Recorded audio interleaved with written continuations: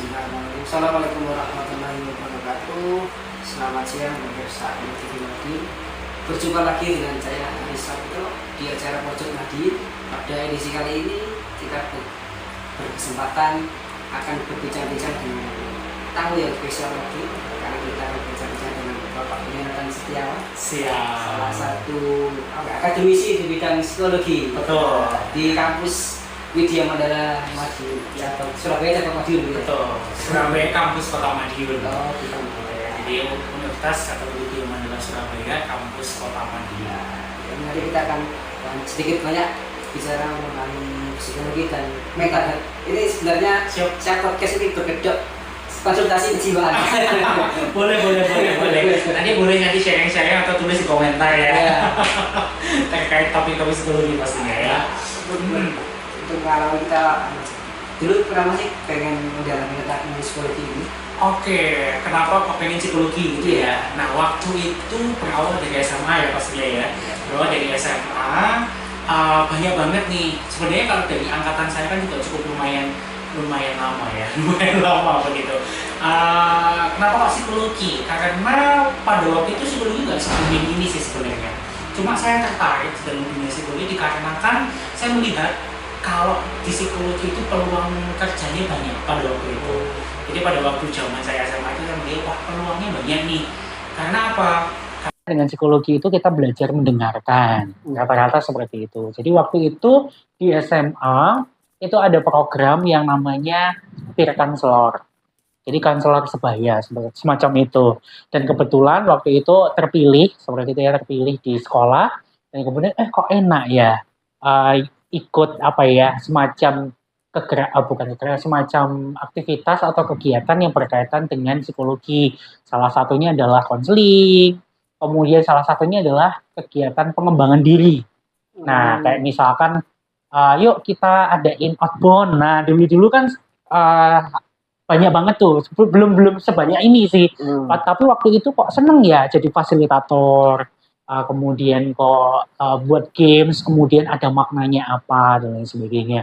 Awalnya sih hanya seperti itu. Kemudian saya searching, kemudian saya tanya guru BK juga, ini cocoknya di prodi apa begitu. Dan kemudian lebih bagus ke psikologi nih seperti itu. Jadi berawal dari situ sih, karena selain kita itu bisa berbagi sama orang lain, kita juga bisa berbagi terhadap diri kita sendiri. Karena apa? Ada self improve ya, ada pengembangan diri di situ. Mau nggak mau gitu. Nah itu sih. Jadi kenapa kok psikologi? Ya kata orang sih sambil berobat jalan ya. Ya ada struggle-nya kan. Jadi kan disampaikan kalau SMA itu ambil jurusan IPA tiba-tiba harus ke bidang sosial, itu struggle-nya bagaimana? Iya betul banget. Betul, harusnya kan dari IPA itu harapannya kan ke bidang eksak lainnya gitu. Nah, betul. Awalnya sih dulu ke eksak gitu ya. Maklum kita idealis gitu ya. Kita idealis dan lain sebagainya. Tetapi karena ya kita harus melihat realita yang ada. Bahwa kehidupan tidak semulus apa yang kita bayangkan gitu ya. Dan ternyata ya jodohnya harus di Kota Madiun waktu itu gitu ya. Kemudian kenapa kok tapi nggak ke prodi yang eksak gitu ya. Kok tetap malah ke sosial. Ya itu tadi. Karena saya melihat bahwa kok asik ya, karena kan kalau buat saya pribadi belajar itu kan harusnya yang menyenangkan. Belajar itu kan harusnya yang happy, intinya begitu. Dan saya melihat, wah, kalaupun saya harus kuliah di sini, ya saya harus sesuatu yang happy gitu. Dan saya melihat di prodi kami di Madiun itu happy banget gitu. Nah, sebagai terbukti ya happy ya. Wow ini loh. Ya, tadi kan mengatakan kalau masuk prodi psikologi juga bisa di rawat jalan. Kalau betul. Gini ada kan pernah ada tren itu anak-anak masuk studi psikologi itu dia pengen bisa self diagnose gitu gimana? Self diagnose. Oke, betul. Ya itu sebenarnya nggak boleh gitu ya.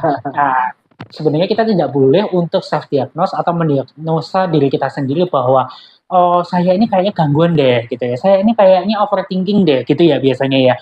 Nah, walaupun kita itu mungkin ini biasanya kita sampaikan ke teman-teman mahasiswa ataupun juga ke teman-teman yang belajar psikologi gitu ya. Kita tetap tidak boleh self diagnose. Karena apa?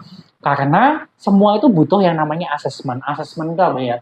semacam pengumpulan data, observasi, konseling, wawancara, dan yang bisa mendiagnos itu adalah profesional. Oh. Nah, jadi oke lah, memang sih kita itu bisa mengenali tanda-tanda ya. Misal setiap malam saya nggak bisa tidur, setiap malam saya overthinking, kok saya nggak mau makan ya. Nah, itu mungkin bisa aja mengarah Mungkin agak tua nggak tanda-tanda. bisa makan. Betul. Betul, nggak bisa makan. Makanya Kiriman ngirit-ngirit. belum datang. Nah, ditinggal merantau sendirian gitu ya. Nah, bisa aja. Mungkin bisa, boleh lah kita tanda-tanda itu muncul, tetapi jangan sampai kita mendiagnosis bahwa oh saya depresi gitu ya. Kadangkala kita itu kemakan yang namanya media sosial, ngomong kalau lo nggak bisa tidur, nggak keluar-keluar itu adalah depresi. Oh jujur saya depresi gitu ya.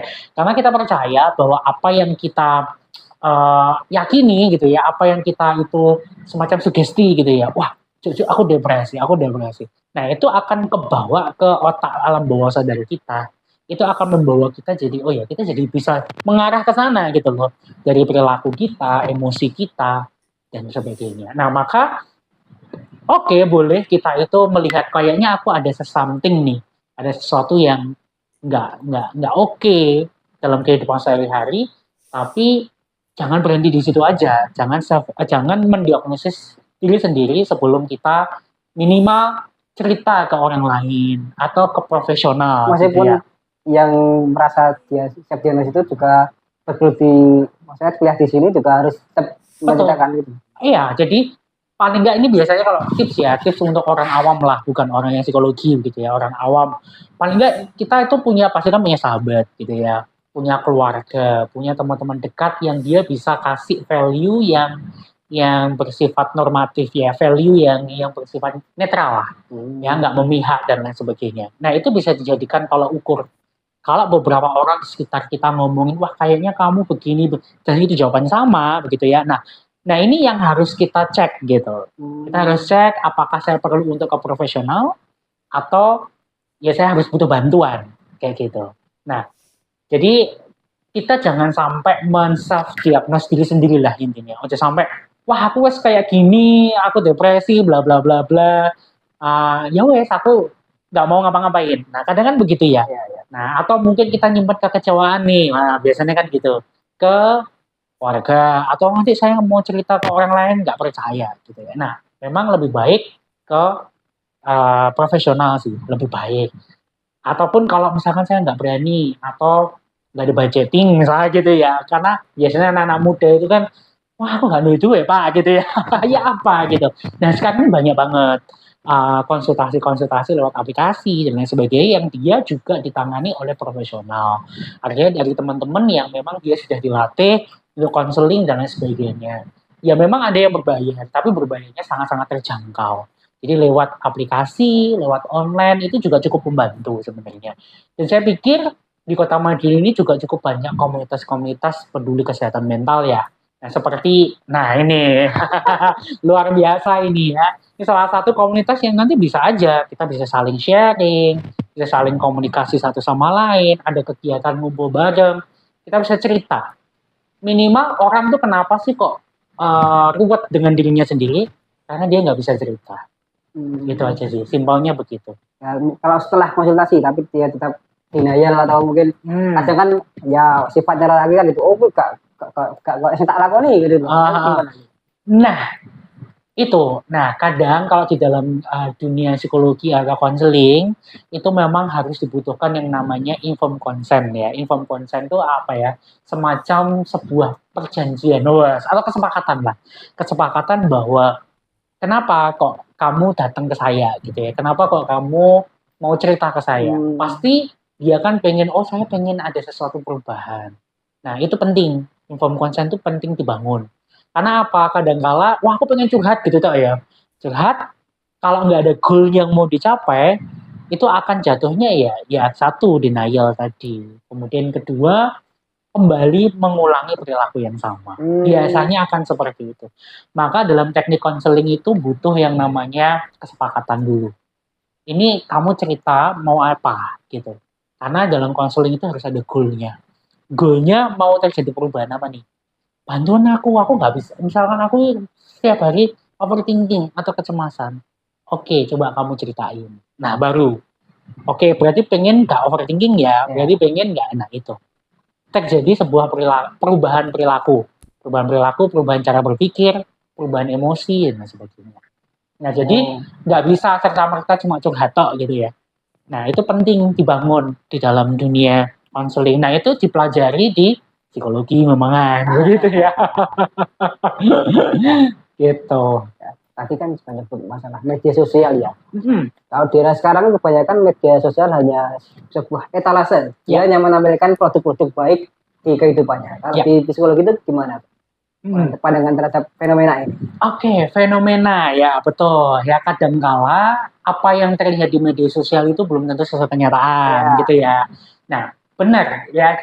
Satu sisi memang media sosial itu sangat-sangat berpengaruh terutama bagi Gen Z atau Gen Alpha gitu ya. Gen Z yang FOMO ya, fear of missing out ya, takut ketinggalan gitu ya, takut ketinggalan informasi dan lain sebagainya sehingga akhirnya membandingkan diri. Nah, riset terbaru kan Gen Z itu dikenal dengan dia kesehatan mental nih gitu ya, sedikit mental health, mental illness gitu.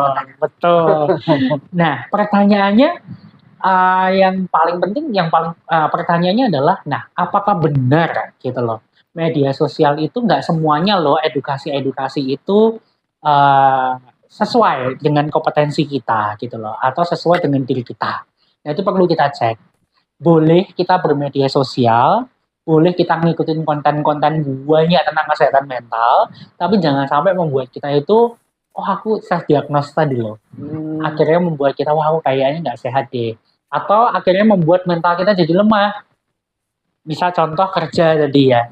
Wah, saya lagi berada di lingkungan toksik misalnya gitu. Akhirnya kita nggak berani menghadapi tantangan contohnya. Misalkan dikasih beban kerja dikit, kita langsung nolak misalkan. Nggak mau. Padahal satu sisi itu juga ketika kita berani menghadapi tantangan atau konflik, itu juga sebenarnya menyehatkan mental kita juga. Menjadi pribadi yang lebih tangguh gitu ya. Manusia kalau nggak bermasalah itu nggak akan bisa menjadi pribadi yang tangguh. Gitu. Jadi kesehatan mental itu bukan ngomongin tentang gak ada masalah, justru harus ada masalah, gitu ya. Itu, jadi kesehatan mental itu harus ada masalah. Ketika ada masalah, bagaimana kita bisa menghadapinya dengan baik atau tidak? Itu aja yang membedakan. Tapi juga menyatakan kalau di psikologi itu kita belajar mendengarkan orang lain. Nah, itu kan mungkin di era sekarang kelihatannya sudah mulai berkurang ya. Misal ada acara seminar atau apa itu, kadang orang tidak mendengarkan apa yang disampaikan oleh pembicara itu. Betul. Nah, mungkin juga salah satu pembelajaran untuk toleransi juga, toleransi terhadap mendengarkan yang berbicara ataupun yang lainnya. Nah, itu di era sekarang bagaimana benar? Yang mungkin kurang ini loh. Kurang budaya mendengarkan gitu ya. Iya, betul. Maka saya nggak ngerti ya, apakah ini menjadi akhirnya ujung-ujungnya banyak ya. Sekarang ini psikologi lagi hype banget gitu ya. Mental health, konselor-konselor itu lagi hype banget. Dikarenakan kita sulit untuk mendengar ternyata. Dan memang apalagi terutama kita yang ada berada di Indonesia begitu ya, yang at least lebih, kalau saya lihat literasinya masih belum. Jadi bukan kurang ya, tetapi masih belum. Jadi akhirnya suatu saat literasinya akan baik gitu ya. Amin. Nah, jadi masih belum bagus. Artinya kemarin saya sempat searching juga bahwa di Indonesia itu kan literasi membaca, literasi untuk mengumumkan pendapat itu sangat rendah gitu ya. Nah, artinya apa? Dengan literasi yang kurang ini, akhirnya membuat kita banyak orang itu lebih mudah untuk mengomentari, lebih mudah untuk memberikan pendapat, kritik gitu ya, daripada mendengarkan gitu. Atau kita sudah punya POV sendiri tanpa kita melihat kenapa ya orang ini kok bersikap demikian. Katakanlah nggak usah jauh-jauh lah ke orang tua kita lah gitu ya. Wah, orang tua saya toksik misalkan gitu ya. Misal biasanya kalau Gen Z kan begitu. Stage parents gitu ya. Nah, tapi kita sebagai anak kita memang oke lah kalau POV anak bolehlah kita ngomong seperti itu. Tapi bagaimana kita punya POV sebagai orang tua. Nah, itu yang mungkin belum banyak di Indonesia. Artinya masih berstandarkan POV kita. Ya, karena apa ya? Karena banyak faktor sih sebenarnya ya dari sejak kecil sih menurutku. Karena efek.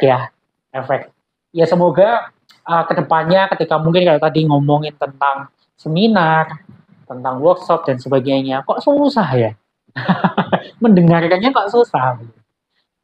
Ya butuh pelan-pelan sih, pelan-pelan. Salah satunya ya tadi ya sejak kecil sudah terbiasa untuk tidak dibiasakan untuk mendengarkan, tidak dibiasakan untuk menghargai karya orang lain dan sebagainya begitu. Nah itu perlu untuk kita dari pendidikan dari orang tua. Kalau saya lihat juga mungkin dari faktor keluarga juga berpengaruh. Kesiapan pernikahan. Artinya siap menikah itu bukan berarti sudah secara usia bukan usianya, tapi kesiapan lebih ke mentalnya. Ya, secara mentalnya ketika dia komitmen menikah, punya anak dan lain sebagainya, tapi tidak siap ternyata untuk gimana ya ngajarin anak. Nah, seperti itu. Artinya sebenarnya ini kan pendidikan seks ya. Sex education. Tapi kalau saya lihat pembelajaran sex education ini tidak mengarah ke situ, tidak mengarah kepada peran, tapi hanya mengarah pada penyakit kelamin itu apa sih? Kalau kamu melakukan begini apa sih? Bla bla bla. Bukan mengarah kepada peran bahwa saya sebagai laki-laki harus seperti apa, saya sebagai wanita harus bersikap seperti apa. Nah itu sejak kecil belum diajarin gitu loh. Nah bisa jadi karena ini tidak pernah tersentuh dan di Indonesia masih dianggap tabu gitu ya. Nah, akhirnya itu akan menjadi lingkaran setan ya. Lingkaran setan kemudian di keluarga dan sebagainya, anak akhirnya jadi berontak dan sebagainya. Orang tua mendidiknya masih pakai ala-ala militer misalnya gitu. Akhirnya ya anaknya jadinya nggak mau dengerin, berontak dan sebagainya. Banyak faktor sih sebenarnya. Kalau ngomongin tentang itu ya banyak faktornya gitu. Bisa dikatakan harus berpoker face nggak sih ketika psikolog mendengarkan orang harus apa? Poker face ya dalam tanda kutip ya. Misalkan yang konsultasi itu orangnya nyebelin ataupun gimana gitu, dia harus tetap bersifat profesional gitu. Maksudnya dari sisi psikolognya atau psikolog? Bisa ada orang yang datang dalam artian secara face ya nyebelin ataupun gimana gitu, dari psikolog itu tetap welcome atau gimana? Macam-macam bagus gitu kan? Oh harus, karena kita dituntut ada kode etik ya. Jadi siapapun, karena kita dibiasakan, namanya itu observasi dan wawancara. Karena kita terbiasa untuk tidak memakai POV kita sebagai konselor. Tapi kita belajar untuk bagaimana melihat POV-nya klien atau POV-nya orang lain. Katakanlah misalkan kayak Mas Haris lah, wah ini pernah begini ya gitu ya, misal, wah kayak gue lah gitu ya. Nah, it's okay, wajar ya, sebagai manusia ya, kita sebagai manusia pasti seperti itu. Tapi kita sebagai seorang konselor ya tidak boleh seperti itu, harus kita profesional. Profesionalnya apa? Ya kita bangun bonding dulu, kedekatan dulu, ajak ngobrol. Kalaupun misalkan kita menerima hal-hal yang gak menyenangkan ya, pokoknya diomong elek lah apa misalkan begitu. Ya kita harus punya POV-nya dia. Why? Kenapa? Karena segala sesuatu yang muncul ke permukaan itu pasti ada seperti gunung es ya. Yang muncul ke permukaan itu dikit. Tapi sebenarnya lautnya itu dalam ya. Nah, yang dalam ini yang perlu kita lihat. Biasanya seperti itu sih. Ya memang sulit ya. Jadi pendengar yang baik. Betul. Memang sulit gitu. Betul. Gimana ya? Benar nggak sih kalau orang menjadi dewasa itu tidak enak? Dia sudah mulai kehilangan kebahagiaan yang mungkin banyak dirasakan di masa anak-anak gitu. Oke. Nah sekarang kalau kita mau lihat ya, dewasa itu identiknya tidak menjadi bahagia gitu ya. Nah sekarang kita mau lihat, lah kita tinggalkan dulu dewasa dulu ya. Tapi kita mau lihat dari kota kebahagiaan dulu, gitu ya. Kebahagiaan itu apa? Gitu. Nah, kebahagiaan katanya anak kecil gitu ya. Ya, anak kecil orang dewasa nggak ada bahagia, sedih terus gitu ya. Nah, sekarang kita mau lihat dari kebahagiaan. Sebenarnya kebahagiaan itu kan ada dua. kebahagiaan yang bersifat yaitu dia lebih pada hal-hal yang uh, misalkan aku beli es krim aku bahagia gitu ya. Nah, kemudian yang bersifat subjektif ya, subjektif well-being. Kalau dalam bahasa psikologinya, subjektif well-being. Itu lebih pada hal-hal bersifat ya simpelnya begitu. Kalau misalkan saya lagi pengen es krim lah, bikin bahagia yang bersifat hedon gitu ya. Hedon itu kan dari kata aku pengen apa beli buat aku bahagia. Tapi sebenarnya yang kita arah itu bukan itu. Kebahagiaan yang bersifat psychological well-being, kebahagiaan yang bersifat pada makna. Misal nih, seperti ini, ketika aku berbagi ilmu, ketika Mas Haris berbagi ilmu, di situ kan, oh ilmuku ternyata bisa membawa manfaat orang lain. Misal. Nah, itu yang harusnya dikejar.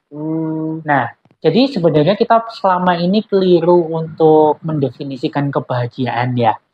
Nah, kebahagiaan selalu diukur dengan uang, materi dan lain sebagainya. Kemudian dikaitkan dengan orang dewasa. Nah, dewasa itu bukan berarti bahagia yang lebih kepada usia materi, bukan itu, tetapi dewasa yang dia bisa menghadapi masalah, kemudian dia bisa berstrategi dalam menghadapi masalah, dan dia bisa mencapai kebahagiaan yang bersifat psychological well-being. Itu yang harus tujuan kita goalnya ke sana. Oke. Mungkin kita masih muda lah, tapi bagaimana kita bisa memaknai hidup ini?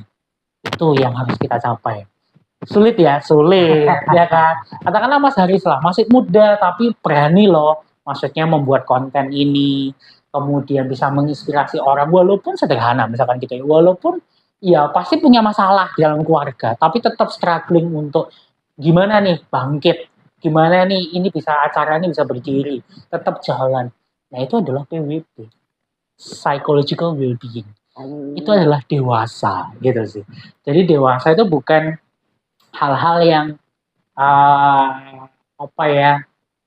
intinya nggak ada masalah, kemudian yang terlalu muluk gitu ya. Enggak sih, hal sederhana yang kita bisa memaknainya dalam diri kita sendiri dan bisa bermanfaat bagi orang lain. Nah kayak gini-gini kan bermanfaat bagi orang lain. Nggak beda ya kalau misalkan bahagianya itu ya misalkan disuruh apa begitu ya, benefitnya buat apa gitu ya. Nah kayak gitu transaksional banget, sayangnya banyak banget ya kayak gitu ya. Nah jadi itu sih dewasa yang lebih pada bagaimana kita memaknai kehidupan kita sekalipun ada masalah. Pasti saya yakin saya pun bisa ngomong begini ya di latar belakang keluarga, latar belakang orang-orang sekitar saya dan sebagainya juga pasti ada masalah. Dalam tanda kutip sudah damai dengan apa yang ada di belakang gitu. Betul. Dan saya semua yakin lah, semua orang pasti punya. Tapi bagaimana kita tidak meratapi nasib itu, bagaimana kita tetap struggling. Nah, kalau bahasa psikologinya resilience, punya daya tahan banding, daya tahan ya. Walaupun digembor apapun tetap fighting. Nah, tapi tujuannya adalah bagaimana saya bisa jadi berkat. Nah, bisa menginspirasi, bisa bermanfaat buat orang lain. Tapi kalau ada orang yang berpikiran, kenapa ya kalau hidup saya itu begini-begini aja, stagnan, mungkin tadi nggak ada perkembangan gitu gimana? Nah, betul ya, itu terutama dialami oleh teman-teman muda ya, kita atau mungkin ya Gen Z lah, atau mungkin yang sudah mulai usia pun juga banyak ya, saya pernah menghadapi begitu ya, menghadapi orang-orang yang demikian gitu.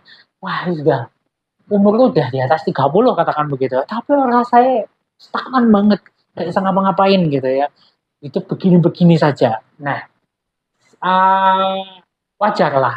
Apalagi kalau misalkan bagi teman-teman yang fase-fase 20 sampai 30, itu namanya quarter life crisis katanya. Oh ya, QLC.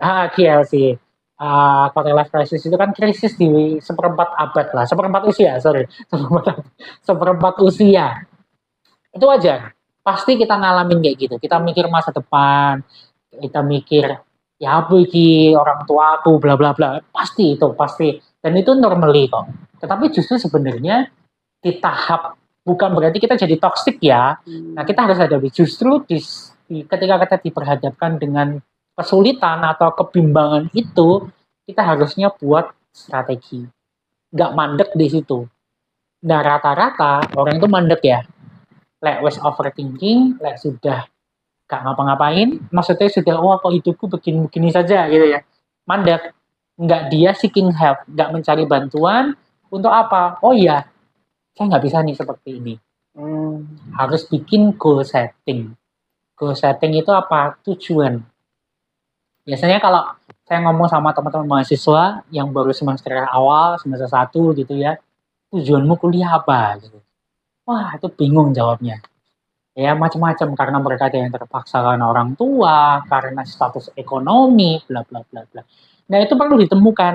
Karena apa? Kalau itu nggak ditemukan, anak atau mahasiswa itu akan jadi malas-malasan kuliah, jadi ngambang tadi.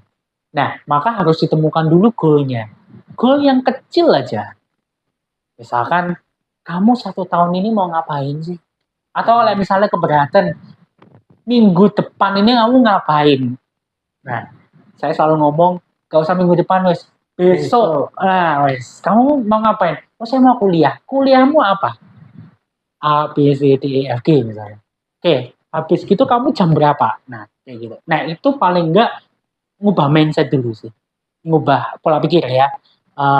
Supaya mereka belajar sistematis. Oh, jam ini saya begini-begini. Nah, itu akan membantu sih sebenarnya. Membantu apa? Membantu akhirnya, oh saya nggak ngambang. Memang rasanya kok jauh ya. Maksudnya, wah aku ngambang gitu ya. Kenapa? Kalau saya berpikir dimulai dari hal yang sederhana aja. Karena kalau misalkan kita, wah aku pengen jadi dokter, wah susah. Aku pengen jadi apa, gitu susah banget. Apalagi kondisi-kondisi yang kita ngambang dari quarter life crisis. Ya bisa, tapi jangkaunya susah.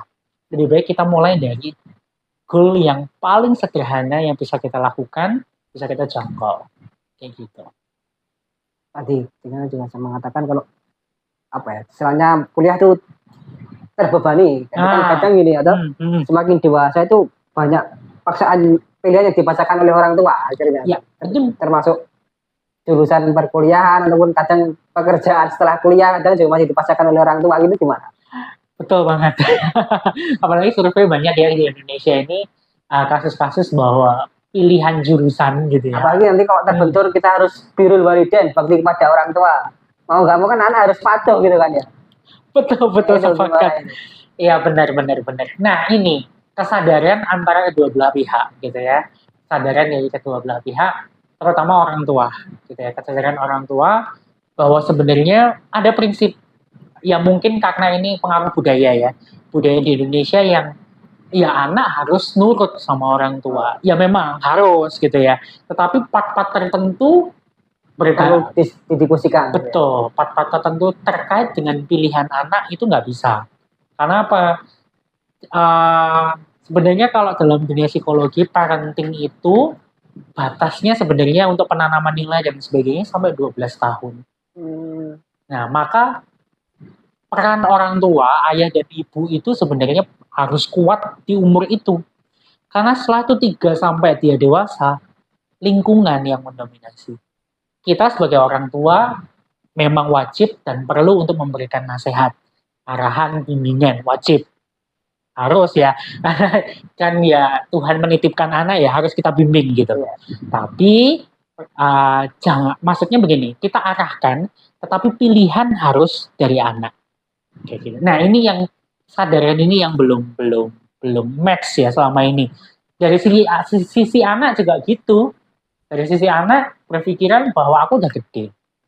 Tetapi dia tidak melihat POV dari orang tua yang sebenarnya sudah punya pengalaman. Kenapa ya orang tua aku kok ngelarang misalkan. Nah ini harus tahu. Dan budaya untuk ngobrol komunikasi antara anak dan orang tua supaya match itu ngomong secara santai, kalem itu masih belum. Itu dan ya kita doakan aja lah ya. Makanya semoga ada makalah yang mengatakan didiklah anakmu sesuai zamannya, bukan zamanmu gitu. Betul. Karena zaman kan zamanmu mungkin tidak relate lagi dengan zamannya anakmu gitu. Cara ngajar pun beda. betul. Ya ini mungkin kebahagiaan tadi ya, balik ke kebahagiaan. Oke.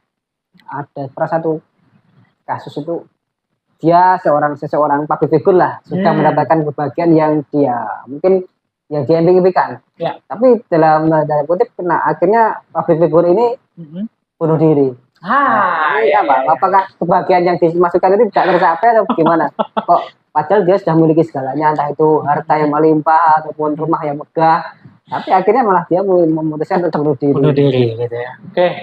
Ya, saya nggak ngerti ya apa yang menjadi latar belakang bahwa public figure tersebut begitu ya. Saya nggak akan komen public figure tersebut, tetapi ya itu banyak ya pertanyaan-pertanyaan dari netizen ya biasanya ya. Wah, mereka sudah punya apa maneh sih gitu ya. Yang dikurangi, maksudnya yang kurang dari hidupnya kok malah dia memutuskan untuk bunuh diri katakanlah begitu. Apakah kurang bahagia? Nah, yang jelas kalau sampai mengarah seperti itu berarti sebenarnya belum bahagia gitu ya. Sebenarnya gitu ya. Walaupun nampaknya di media sosial, nampaknya di permukaan itu bagus ya, brandingnya oke lah seperti itu. Tapi kita tidak pernah tahu kedalaman hati seseorang. Nah, maka penting kita menjaga kebahagiaan itu ya tadi kita bisa memaknai hidup gitu loh, bahwa hidupku ini aku bisa sampai hidup sampai hari ini karena ada tujuan. Nah, salah satunya adalah saya pengen berbagi. Walaupun saya nggak punya duit, tapi saya bisa berbagi sama orang, misalnya gitu. Walaupun saya punya duitnya pas-pasan, tapi ternyata bisa ada kepuasan di situ. Nah, kayak gitu. Walaupun beda dengan mungkin, wow, duitnya banyak dan sebagainya. Tapi kan kita nggak pernah tahu, mungkin dari keluarganya atau mungkin dari sosialnya seperti apa. Nah, maka penting untuk mencegah kasus-kasus ini, depresi itu penting untuk kita cegah dengan kita hidup dalam berkomunitas. Ya, nah seperti ini kan dari Mas Haris juga ada komunitasnya. Ya, di Madiun kan banyak komunitas-komunitas. Nah, itu saya rasa penting nih untuk supaya bisa menyehatkan mental. Supaya mereka nggak sendirilah. Minimal tuh ada temen yang care sama mereka.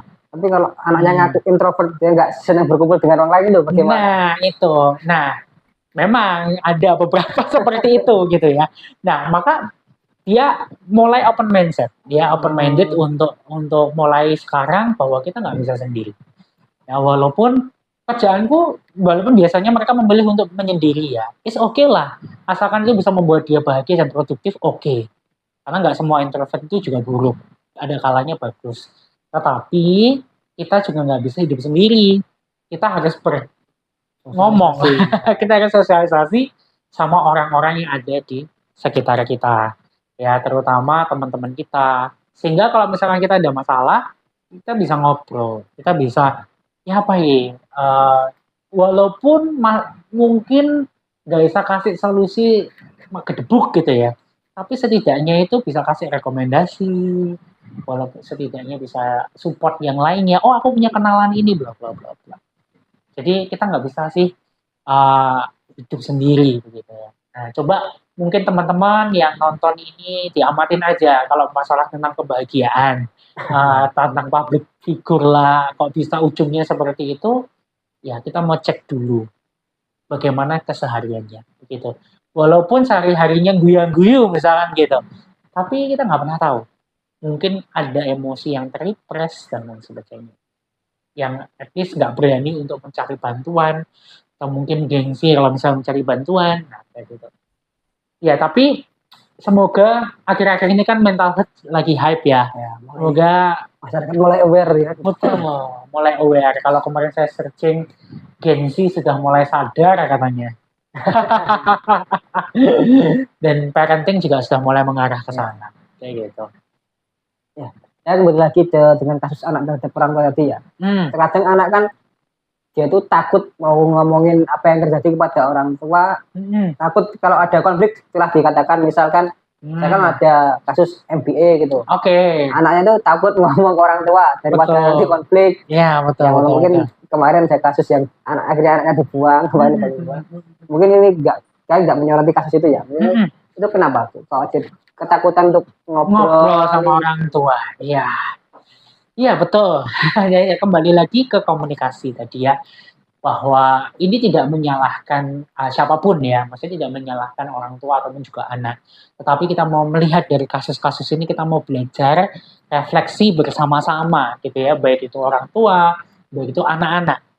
Nah, coba kita mau amati kasus-kasus yang terjadi di sekitar kita. Kenapa kok seperti itu? Ya pasti selama ini mungkin belum ada komunikasi yang nyambung, gitu ya. Belum ada komunikasi yang nyambung antara anak dengan orang tua. Masih ada ketakutan, gitu ya. Karena hal yang simpel aja, misalkan datang pulang dari sekolah, nah kemudian dia cerita, aku jatuh loh tadi. Nah, gimana nih respon kita sebagai orang tua? Nah, kalau misalkan orang tua kan biasanya selalu ngomong, gitu aja mbak cerita, no, misalkan begitu ya, walaupun nggak marah-marah, katakan begitu. Itu pun juga anak bisa nilai, oh responnya begitu ya, saya pun juga akan, dia pun juga tidak akan memberikan, nggak akan cerita lagi, dijamin itu pasti. Nah, hal-hal demikian yang mungkin belum belum disadari dari kedua belah pihak bahwa anak dengan orang tua itu sebenarnya tidak ada rahasia seharusnya. Oh, Gitu ya. Tidak ada sekecil semasalah apapun seharusnya tidak ada rahasia. Asalkan apa? Asalkan orang tua dengan anak itu bisa jalan bareng-bareng. Orang tua tetap ngajari anak, oh saya sebagai bahan pertimbangan nyaman gitu loh. Saya nemukan kasus ini, kira-kira gimana? Kayak konsulnya itu adalah orang tuanya. Jadi saya pernah mendengar quote yang bagus gitu ya. Ada seorang psikolog, kemudian orang tua itu datang ke orang tua ke psikolog, ya orang tua ini punya anak, anaknya bermasalah gitu. Terus datang ke psikolog dan psikolognya ngomong hal yang bagus banget. Karena beberapa konseling kok iya tetap panjat dan sebagainya begitu ya. Quote-nya itu bagus banget. Sebenarnya ibu nggak perlu ke psikolog gitu ya, nggak usah perlu ke dokter jiwa gitu. Karena psikolog atau dokter jiwa itu adalah ibu sendiri gitu. Itu mak jedak gitu ya. Karena apa? Sebenarnya kita ini sebagai orang tua itu adalah psikolog-psikolog anak kita. Artinya ketika anak kita trouble, masalah, penyembuhnya adalah orang tua sebenarnya gitu loh. Kayak gitu. Tapi ya walaupun sekarang ini mungkin ada pertanyaan bagi anak-anak, tapi orang tua aku nggak bisa nyembuhin aku gitu ya.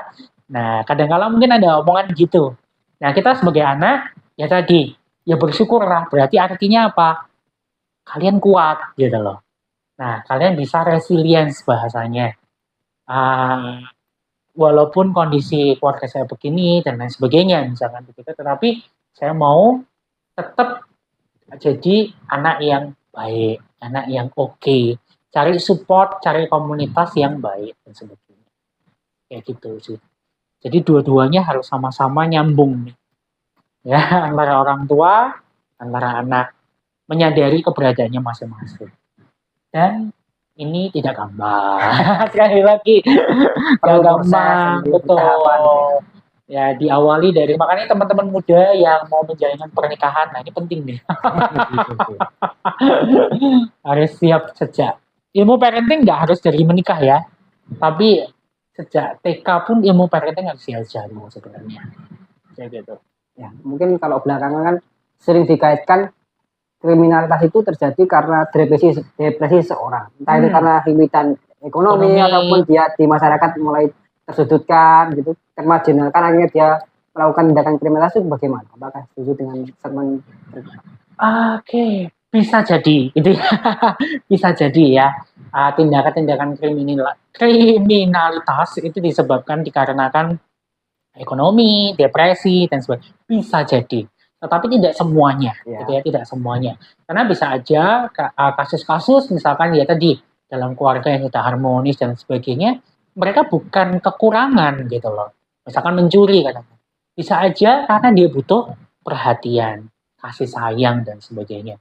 Jadi tergantung orangnya ya, tergantung yang menjalani. Jadi nggak bisa generalisasi bahwa orang yang mencuri itu karena apakah selalu depresi, tidak juga. Cuma saya pernah menemukan begitu ya, wah ini tidak kekurangan ekonomi, kenapa orang tuanya yang cukup mampu misalkan, tapi kok anaknya trouble ya, kok melakukan hal-hal yang, nah kita perlu cari dulu. Nah biasanya kaitannya pasti ke warga ya, pasti biasanya kayak gitu. Jadi nggak selalu sih, tapi rata-rata memang mengarah ke sana, ke psikologis ya, ke permasalahan psikologis terkait dengan pride, kalau misalkan dikenal sama orang, walaupun nyeleneh gitu ya, dikenal dengan hal-hal yang tidak baik gitu. Seperti itu sih.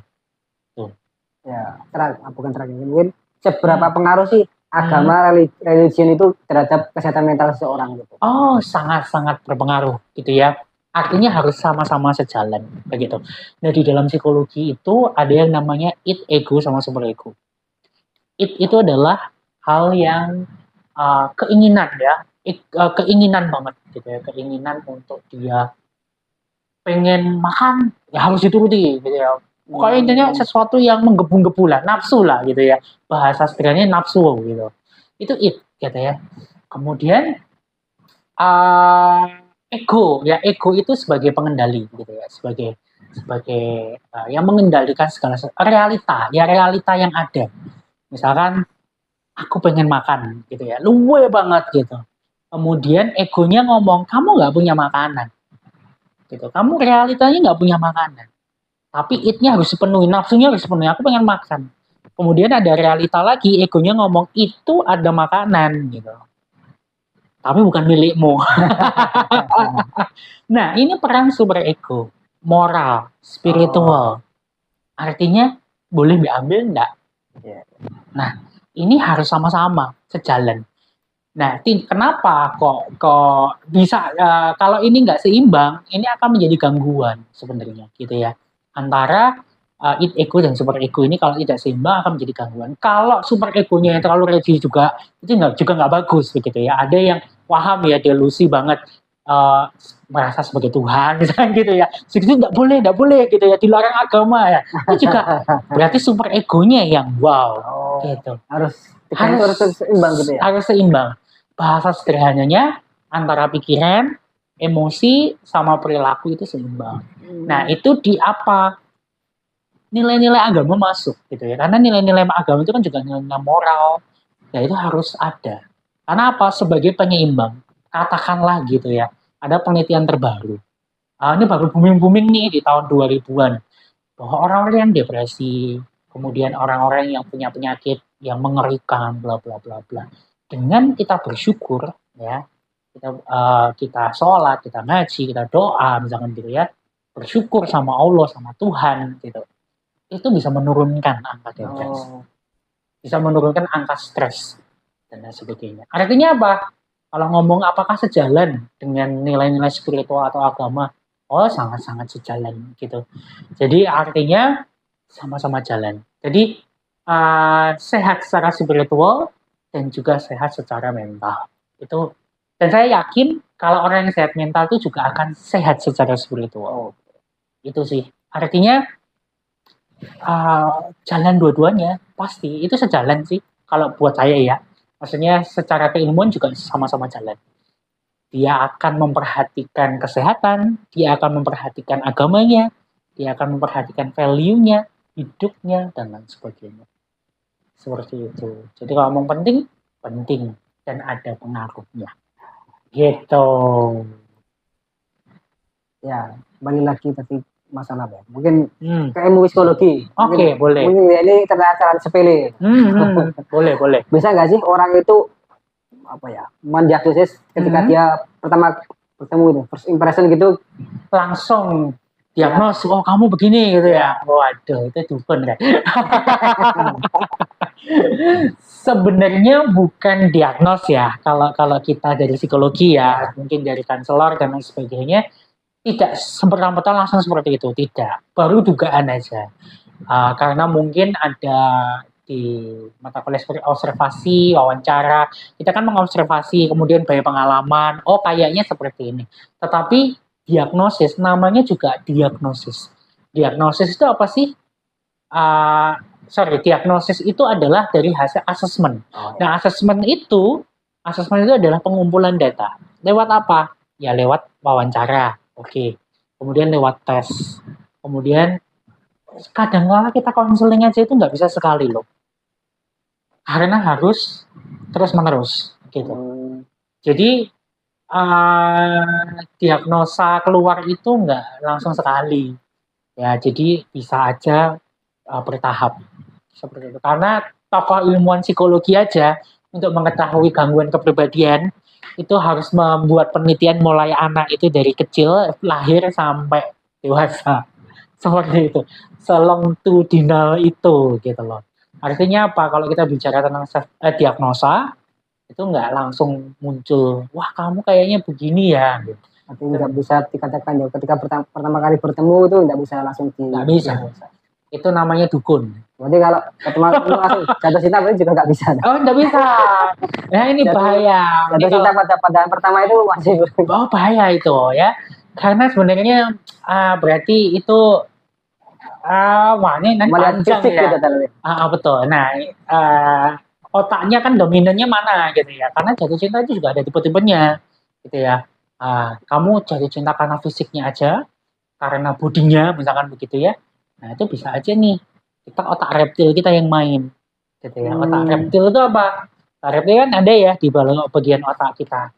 Nah kalau kita jatuh cinta hanya nafsu, makanya dia tampan, dia ganteng, dia cantik, nah kayak gitu. Nah itu secara psikologis pasti kalau setelah kamu tak miliki ya udah tak tinggal. Nah bahaya nih kalau kita jatuh cinta dengan model seperti itu. Berarti otak reptil kita yang main. Itu sama kayak kita ya reptil, kayak buaya makanya. Macam-macam sih. Terus ada juga cinta yang karena lo beri sesuatu, gue beri sesuatu. Kamu aku akan cinta sama kamu, kamu misalkan nuntut gitu ya. Nah itu seperti hewan mamalia, karena di otak kita itu ada mamalia, ya seperti anjing lah, seperti hewan-hewan mamalia lah. Anjing kan kalau dibahikin dia baik ya. Tapi kalau misalkan kita jahatin dia jahat juga. Nah apakah cinta kita juga seperti itu? Nah kalau itu seperti itu berarti otak mamalia kita yang berdominan. Tapi sebenarnya kita sebagai manusia, Tuhan menciptakan otak kita itu, ya kalau ini adalah reptil, ini adalah mamalia, bagian besar ini ada 4 lobus, itu adalah neokortex. Neokortex itu adalah cara berpikir. Kalau kita lagi jatuh cinta, ya wajar lah sebagai manusia, ini kok menggoda misalkan gitu ya. Oke, tapi kita perlu untuk mengkritisi. Kenapa kok saya menjadikan dia pacar saya? Kenapa dia kok tak jadi ini suami saya, istri saya misalkan begitu. Harus ada alasan yang jelas. Nah itu artinya yang membedakan kita dengan yang lainnya. Yang membedakan kita dengan, maksudnya makhluk-makhluk lain. Karena apa? Kita diberi otak yang dominan sebenarnya. Cuma kita yang kadang banyak dipengaruhi oleh 30% dari otak reptil dan mamalia kita. Berarti cinta tetap harus butuh logika gitu. Oh betul. Karena semua itu cinta kadang ada logika. Ada logika. Betul. Harus ada logika. Sekalipun mungkin ya Tuhan, kemudian mungkin kita ngomong, kenapa kok kayak gitu Tuhan nyiptakan otak reptil dan mamalia gitu ya. Kadang ada yang mungkin mengkritisi gitu ya. Harus gitu ya dalam relationship ya kita harus ada yang namanya hal-hal demikian gitu. Tetapi kita diberikan otak yang jauh lebih besar untuk pengambilan keputusan gitu loh, untuk kita berpikir serta-merta nggak ngawur lah.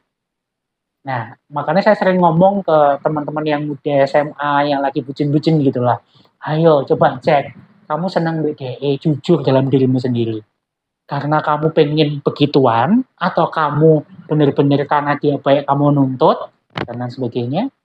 Nah kalau seperti itu bukan manusia loh gitu ya. Maksudnya kita diberikan otak yang nggak seperti itu sebenarnya gitu loh. Makanya selalu ngomong ayo reptil ya buat guyonan aja sih. Itu ada risetnya seperti itu. Jadi ketika jatuh cinta perlu diperhatikan. Nah itulah psikologi ya, kompleks banget ya. Sudah kemana-mana ya. Oh benar kalau kita ngomongin tentang psikologi. Selain persimpasan tadi ya. Gerak-gerik tubuh pada saat pertama kali bertemu itu apakah bisa menjadikan penentuan sikap seseorang sih, karakter seseorang gitu? Oke, bisa ya. Jadi first impression dalam bahasa tubuh, kemudian gerakan, mimik. Nah itu dipelajari di dalam psikologi untuk pengambilan keputusan, salah satunya untuk diagnosa. Jadi selain wawancara atau konseling, kita memperhatikan tuh, misalkan di saat dia ngomong apa, dia menitikkan air mata. Di saat dia ngomong apa, ketika dia tangannya sampai begini-begini. Nah itu untuk pengambilan keputusan. Oh, dia menunjukkan dia lagi marah misalnya. Marah, ya pas marah itu marah dalam hal apa? Pas ngomong apa? Sampai dia mengira sampai dia itu menggenggam misalkan begitu. Nah, itu bisa melihat. Jadi secara gestur, bahasa tubuh ya, itu dipelajari juga dalam dunia psikologi. Itu menjadi salah satu diagnosa juga. Jadi nggak lepas nih dalam hal wawancara itu cuma wawancara tapi bahasa tubuh juga. Kita sebenarnya nyatet. Kalau saya gini, Oh, waduh, apa karakternya? Jangan ya, itu diagnosa, nggak boleh. Harus nggak bisa, ini first impression soalnya. Gak bisa tuh, nggak bisa seperti itu juga. Oke, kayaknya ramah nggak kan? Jadi mungkin Oke. yang banyak beredar di masyarakat ya, ketika orang tuh bilang kalau wanita itu selalu menggunakan perasaan, sedangkan Oke. laki-laki menggunakan logika. Itu Logika. gimana kalau di psikologi itu? Ya memang gitu ya, secara apa ya, secara emosi, secara kognitif memang menunjukkan ke arah situ gitu ya. Tetapi sebenarnya kan ini ada sisi kelebihan dan ada sisi yang perlu untuk di-manage begitu. Nah, maka penting banget sebenarnya itu ada ya apa ya, sebuah bukan sebuah misteri ya, maksudnya sebenarnya saling melengkapi antara pria dengan wanita begitu ya. Nah, bagaimana seorang wanita supaya nggak baperan? Nah, itu kan ya, supaya nggak baperan, di mana bisa mengelola emosinya dengan baik. Itu dibutuhkan, secara emosi itu dibutuhkan untuk kita caring sama orang, kita compassion sama orang, itu dibutuhkan. Cuma ya kita harus bisa ngelola itu dengan baik.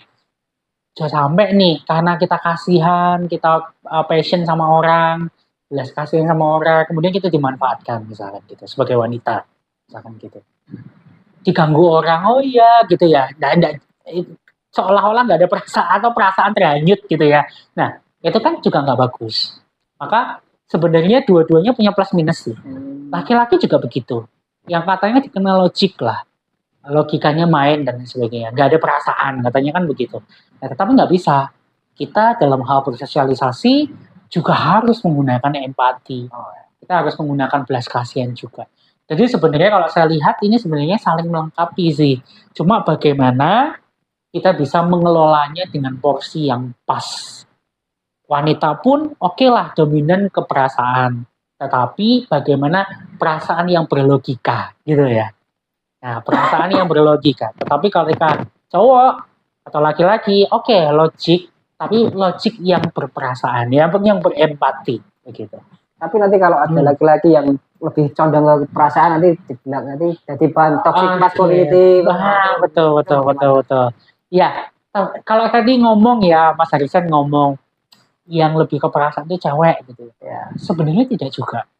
Banyak banget sekarang ini cowok-cowok yang mungkin dia nggak ngomong, laki-laki tidak bercerita tapi duduk di depan Indomaret sambil ngopi Gulda. Sebenarnya itu baper kan gitu loh. Apa ya, baper waktu gitu loh. Dan bapernya jauh lebih dalam gitu loh. Karena apa, lebih ngenes lah gitu ya. Karena wah aku sudah berkorban buat semuanya, ternyata aku ditinggal misalnya gitu. Nah, itu pasti baper banget gitu. Nah, tapi bagaimana kita bisa mengelola itu semua kayak gitu. Nah, artinya cewek pun juga bisa loh. Dia juga punya perasaan seperti itu. Dia baper gitu loh. Tetapi bagaimana strateginya? Gitu aja sih. Jadi memang kuat di perasaan yang cewek, yang cowok kuat di logika, tapi berstrateginya aja. Manajemennya aja yang pas dan tepat. Kayak gitu. Ada plus minusnya sih.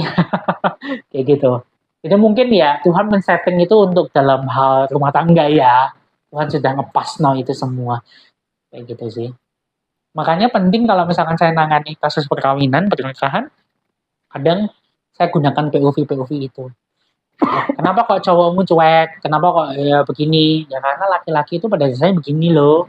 Nah, maka dirimu harus punya strategi sebagai wanita seperti ini. Cowok pun juga gitu. Wanita tuh butuh diperhatikan loh. Gak iso loh, misalnya kamu logik terus gitu ya. Kamu akan bakal yang dua-duanya bisa nyambung tuh. Ya, mungkin terakhir. Oke, siap. Apa ya?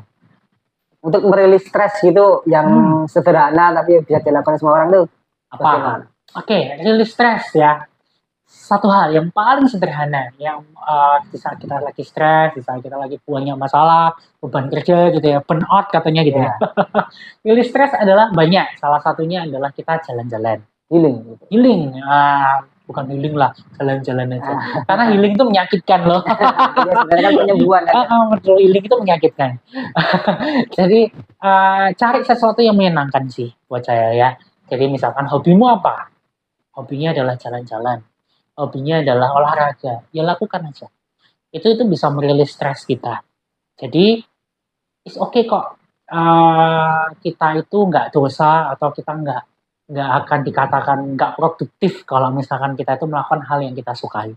Jadi salah satu cara untuk kita merilis stres adalah cari apa yang menjadi kesukaan kita atau kesenangan kita yang produktif ya, yang bagus maksudnya, yang juga memberikan efek positif buat kita. Ya contohnya kalau saya itu biasanya walaupun sibuk lagi stres banyak masalah, ya saya olahraga gitu ya. Atau kalau enggak baca buku atau workout gitu, boleh. Jadi cari hal-hal yang menyenangkan, nongkrong, ngopi. Nah, itu juga it's okay, lakukan aja gitu. Jadi biasanya kalau misalnya saya sarankan teman-teman yang lagi bad mood, oke lah bad mood pengen sendiri oke. Tapi kalau misalkan lagi merilis stres, ya cari sesuatu yang menyenangkan. Menyenangkan itu kan beda-beda ya. Bisa dengan cara dia itu introvert, bisa dengan cara ekstrovert. Nah, terserah mereka sih. Intinya cari sesuatu yang menyenangkan kita. Sehingga kita bisa merilis stres kita, emosi kita. Setelah itu baru kita mikir lagi. Ya apa ya aku menangani masalah ini. Kayak gitu. Itu sih. Ya mungkin ada rekomendasi buku ataupun film yang bisa ditonton film teman-teman kalau apa ya? Kondisi jiwanya sedang bergejolak ini apa? Kalau buku apa ya? Buku saya itu buku buku pengetahuan sama jurnal ya. Jadi mungkin ini aja sih. Apa ya? Kalau saya pikir film banyak ya. Film-film yang berbau psikologis ya tentang kesehatan mental itu banyak banget. Tentang emosi, tentang pengasuhan itu banyak banget. Saya nggak akan sebutnya. Pasti teman-teman sudah tahu banyak. Saya pikir juga teman-teman juga banyak teredukasi dengan film-film tersebut begitu ya. Kemudian kalau buku juga banyak gitu ya, referensinya banyak. Saya jujur kalau masalah judul lupa semua. Kalau nggak review langsung begitu ya. Tapi satu hal apapun itu gitu ya, apapun buku, entah itu film yang itu kita lihat begitu, kita harus ambil maknanya gitu ya. Kadangkala kita itu nonton, kadangkala kita baca, tetapi kita tidak memaknai. Malah terlarut, Pak. Betul. Ya betul. Banyak ya kayak film apa itu Ibarat dalam maut. Ibarat dalam maut gitu ya. Nah, kita selalu kecenderungannya melihat hal-hal negatifnya. Ya, bahkan dari film itu banyak kemarin dia konsul gitu ya. Wah, aku jadi curiga sama adik iparku gitu ya. Banyak itu. Nah, artinya kita coba lihat value-nya. Value apa yang kita bisa maknai? Maknai apa? Dimaknai bagaimana, oh berarti saya sebagai istri harus begini, sebagai suami harus seperti ini. Dah titik itu. Atau mungkin film tentang orang tua. Ya saya harus jadi orang tua yang seperti ini. Sudah gitu aja. Nggak usah mikir konteks yang lain-lain. Karena kebanyakan dari kita kalau lihat film, baca buku dan sebagainya, tapi banyaknya film ya, itu lihatnya yang seru itu masalahnya ya. Kemudian yang di overthinking masalahnya. Bukan sisi supaya masalah ini bisa reda itu harus apa. Nah itu adalah kemampuan literasi. Kemampuan seseorang itu melihat, membaca, mengobservasi, dan kemudian memaknai dalam kehidupannya. Itu yang harus kita lakukan sih. Apapun bukunya, apapun itu filmnya. Oh ini lewat nih film. Saya lupa. Oke. Apa ini? Apakah move on itu sebuah kewajiban? Kan ini tidak hanya kehilangan pasangan ya, mungkin kehilangan orang tua ataupun anak saudara. Oke. Kalau saya bilangnya sih apakah wajib atau tidak gitu ya. Nah, kalau saya move on itu lebih senang dengan kata ya kita harus move on, memang kita harus move on. Tapi saya lebih senang dengan jadikan hidup kita itu sebagai buku sejarah. buku sejarah itu adalah sesuatu yang kalau Mas Haris nih baca buku sejarah tentang penjajahan bla bla bla. Kita ingat momen itu ya. Kita ingat ada peristiwa itu.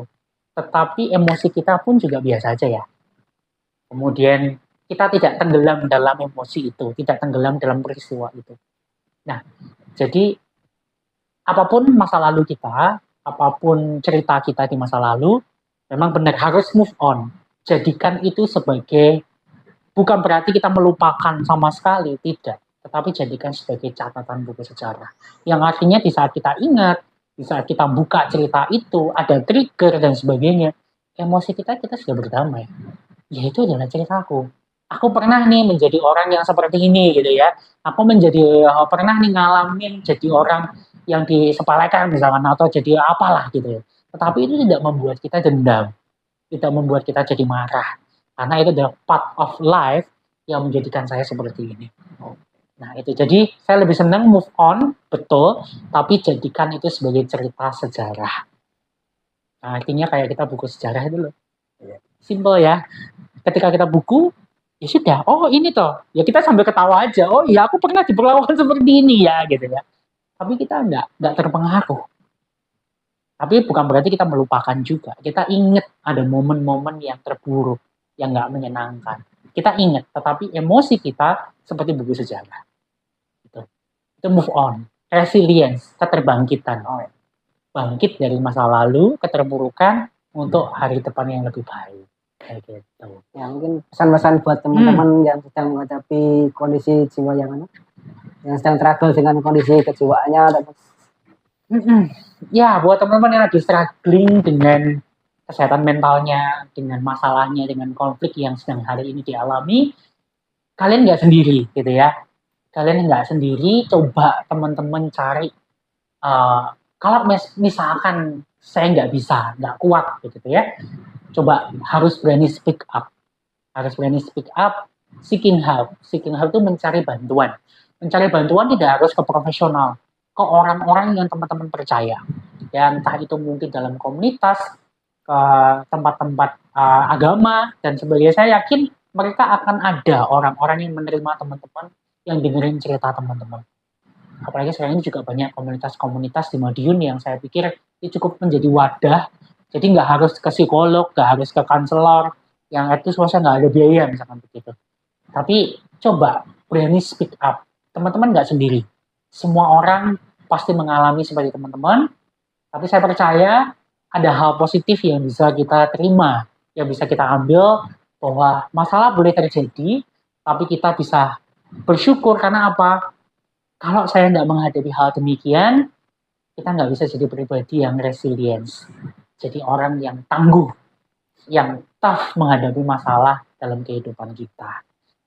Jadi tetap stay positif dan tetap bersyukur apapun yang terjadi. Itu aja sih.